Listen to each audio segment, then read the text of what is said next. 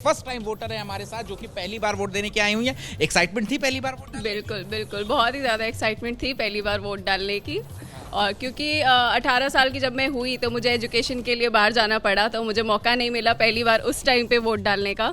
पर अब मैं अपना कॉलेज कंप्लीट करके यहाँ पे आ गई हूँ, काम करती हूँ मैं पटना हाई कोर्ट में, तो मैंने पहली बार इस बार वोट डाला है। क्या मुद्दे हैं इस बार युवाओं के लिए खास करके? मेरे लिए बिहार का मुद्दा वही है जो पहले भी रहा है कि बिहार को प्रोग्रेस की बहुत ज़रूरत है। प्रोग्रेस के लिए सबसे बेसिक लाइन है एजुकेशन, जो कि हमारी बहुत ही ख़राब है। सरकारी स्कूलों की हालत हम सभी ने देख रखी है। तो सरकारी स्कूल, सरकारी कॉलेज, एजुकेशन को प्राइवेट भी हो या सरकारी भी हो, दोनों में अच्छी होनी चाहिए। उसके बाद दूसरा होता है कि जॉब के लिए ज़्यादातर युवा को बिहार छोड़ के जाना पड़ता है क्योंकि हमारे पास जॉब नहीं है। तो अच्छी जॉब्स की अपॉर्चुनिटीज़ होनी चाहिए। थर्डली है कि जो न्यू जनरेशन आपने बोला, जेन जी हमारी जनरेशन जो है वो खुद का काम करने, स्टार्टअप करने, बिजनेस करने में बहुत ही ज़्यादा इंटरेस्टेड रही है और बिहार की युवा भी इसमें बहुत इंटरेस्टेड है। हम देख सकते हैं कि सोशल मीडिया पे भी काफ़ी लोग डाल रहे होते हैं।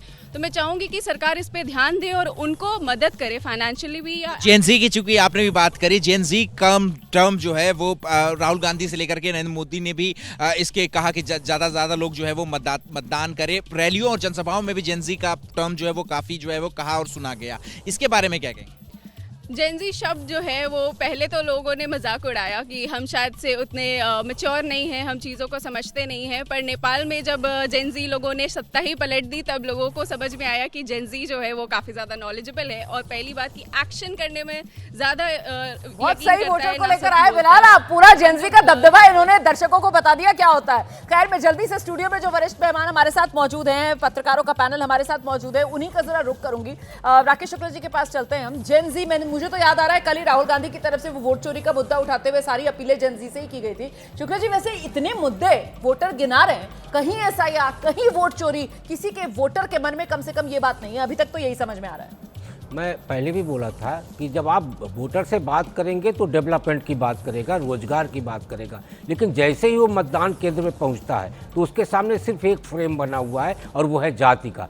बिहार और उत्तर प्रदेश का वोटर जाति से बाहर वोटिंग नहीं कर सकता। जेनजी की जो आप बात कर रहे हैं, आज आप देखेंगे कि बिहार और उत्तर प्रदेश का जो युवा है वो जेनजी तो है, लेकिन वोट डालते समय वो भी जात की जंजीरों में जकड़ा हुआ है। तो इसलिए वहाँ 20 साल हो गए, 25 साल हो गए। यदि हम आज की बात ना करें, लालू प्रसाद यादव जी के राज से यदि हम बात करें तो बेरोजगारी वहाँ प्रमुख मुद्दा है, औद्योगिकीकरण का नहीं होना वहाँ प्रमुख मुद्दा है। लेकिन वही जेनजी, हर बार जेनजी तो आता है ना, हर बार युवा तो आता है, लेकिन वो युवा आज तक बदलाव नहीं कर पाया और उसका कारण यही है कि जेनजी तो बनते हैं, युवा तो बनते हैं, लेकिन वोट जाति की जंजीर में जकड़ के देते हैं। आदेश, और बात है कि जेनजी जो है ना वो पॉलिटिकली इतना अवेयर नहीं है, उसको पता नहीं है जो जिसको रोजगार चाहिए। जैसे मैंने कहा कि यहाँ पे पेपर लीक की बात हो रही है, हाईएस्ट जो युवाओं की संख्या है वो बिहार में है, ठीक है। अब वहाँ पे हर महीने पेपर लीक की आपको खबर देखने को मिलती है। तो अब सवाल ये उठता है कि भाई कोर्ट, सड़क, बिजली, पानी, जो मूलभूत सुविधाएं हैं, उसके बाद लोगों को चाहिए रोजगार। पलायन रुके, उनके अपने राज्य में उनको रोजगार मिले और वहीं पे आप इंडस्ट्री लगाएं, डेवलपमेंट करें। लेकिन नीतीश कुमार ने सब सुविधाएं दी हैं पिछले 20 साल में। अब इसके बाद का जो मामला है कि आप पलायन रोक के और रोजगार पैदा करेंगे, ये एक बड़ा इशू है इस चुनाव के अंदर। अब ये तेजस्वी यादव जो बार बार बोल रहे हैं कि हम रोजगार देंगे, हम हर घर में सरकारी जॉब देंगे, आप प्राइवेट जॉब भी दे दीजिए, लेकिन दे दीजिए। अब इस बात को बिहार का युवा कितना समझता है, उस तक ये बात कितनी पहुंचती है? क्योंकि एक तरफ सरकार ने, नीतीश कुमार सरकार ने लगभग 1.25 करोड़ महिलाओं के खाते में 10-10 हज़ार के कैश भेजा है। तो वो सीधे तौर पर आपने जैसे पहले चुनाव में ना पैसे बांटते थे, अब वो नहीं हो रहा है, अब डायरेक्ट खाते में डाल दो। तो अब देखना ये है कि इन सब के बीच में ये मामला कहाँ जाएगा, क्या वो महिलाएं भारी पड़ेंगी या फिर बिल्कुल मेघा को लेकर आता है जरा सा। मेघा, मतलब एक तरफ सिर्फ वादा है, क्योंकि तेजस्वी यादव भी पीछे नहीं है। तेजस्वी यादव भी वो माई बहन योजना के तहत वो कह तो रहे हैं कि साहब 2,500 रुपए देंगे, और देखिए उसके बाद वो सामने आते हैं, कहते हैं मकर संक्रांति वाले दिन 14 जनवरी को ही एक मुश्त 30,000 की रकम जो है आपके खाते में आ जाएगी। तो उससे पहले अगर नीतीश कुमार ने चुनाव में जाने से पहले ही 10-10 हज़ार रुपए पहुंचा दिए तो ये तो लाभार्थी वर्ग बन गया। और लाभार्थी वर्ग के पास एक तरफ बैंक में पैसा आया है और दूसरी तरफ वादा है कि सरकार बनेगी तो बैंक में पैसा आएगा, तो फिर लाभार्थी वर्ग किस तरफ जाएगा?